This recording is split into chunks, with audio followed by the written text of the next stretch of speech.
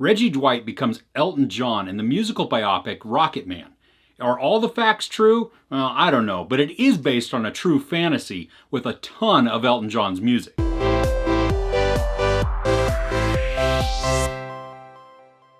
Taron Egerton plays Sir Elton John, and he does such a fantastic job. At times, he totally disappears into the character. And as a bonus, he sings all of the songs himself. And so you got to give him kudos for that because he does a really good job. The movie focuses on Reggie Dwight as a kid, and then as he grows up, and then becomes Elton John, the superstar that we know. Now, there's not a lot in the in-between years, and really not a whole lot on the childhood. I mean, we get a glimpse of his life, about his family, how terrible they are, and then we get into the meat when he breaks out as a musical star. And that's where the movie spends the majority of the time.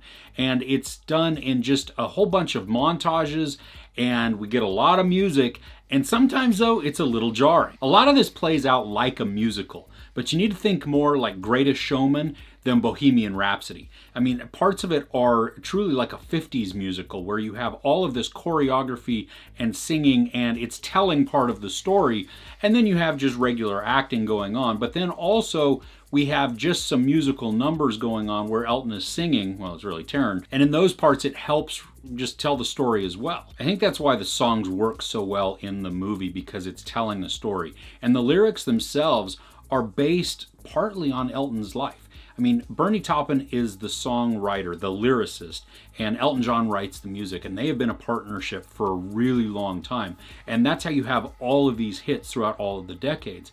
And so when Bernie is writing the words, I mean, he's looking at Elton's life and he's telling parts of Elton's story through that. Even though we get a lot of the songs, we don't get complete songs. And so as an Elton John fan, I really wanted more of the songs. What we'd get, part of the pre-chorus or even part of the verse up into the chorus, and then it would just kind of cut off, and then we would transition into something else.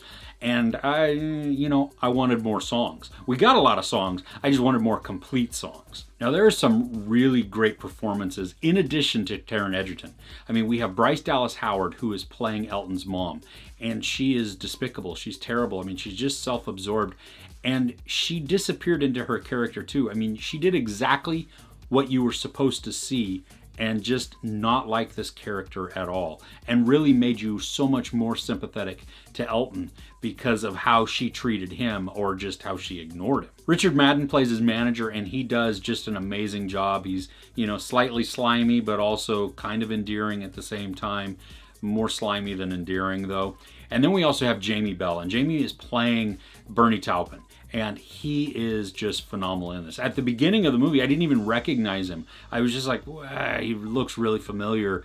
And then as the movie went on, I did see a little bit more of Jamie Bell, but his performance was outstanding. I mean, you just see the friendship that he emotes through his eyes and just through his behavior and his words, and even just the way that he looks at Elton in their scenes. I mean, you can tell that there is a deep friendship there. Some of the movie seems a little bit confused, like it doesn't totally know what direction it's trying to take, because some scenes you have just highly choreographed. I mean, like I said, it's like a 50s musical type thing, and those really work.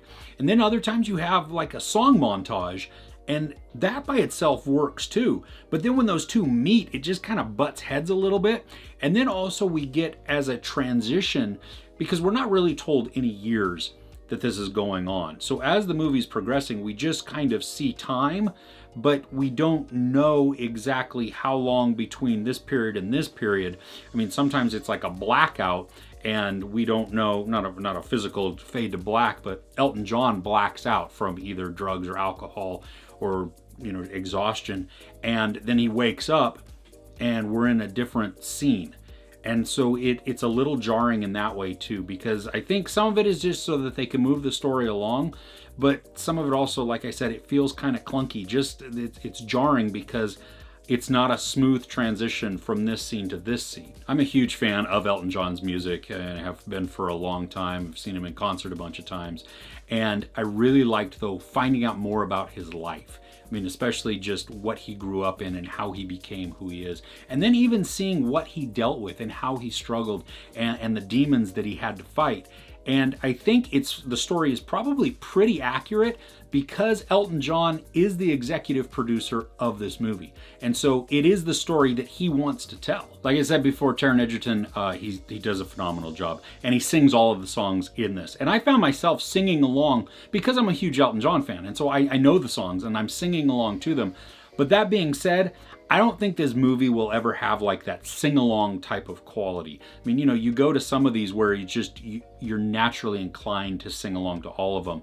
And I think while you go to this, if you know the songs, you'll probably tapping your feet or singing along to it. But it's not going to just, I think, incite a worldwide phenomenon where everybody's like, oh my gosh, we have to have a sing-along version of this so we can sit in the theaters and just sing, along with the characters. So if you saw Bohemian Rhapsody and you liked it or you hated it, whatever that is, don't go in to Rocketman with that same mindset.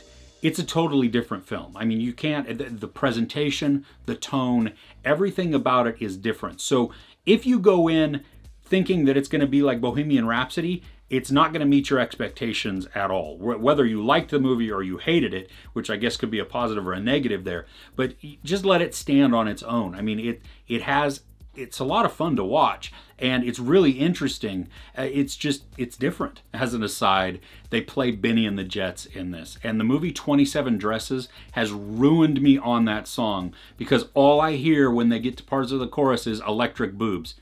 Did you say electric boobs? Yeah, that's all I hear. Oof. Anyway, I digress. The movie is a lot of fun, but it's not something that I found myself wanting to rush right back in after I left to watch it again. There isn't any violence, but there is sex, nudity, and a lot of profanity and a lot of drug use. I give Rocketman 4 out of 5 couches. What's your favorite Elton John song? I'd love to know in the comments below. If you enjoyed this review, please give it a like. Also, don't forget to share and subscribe. I'm Chris. This is Movies and Munchies. Thanks for catching with me.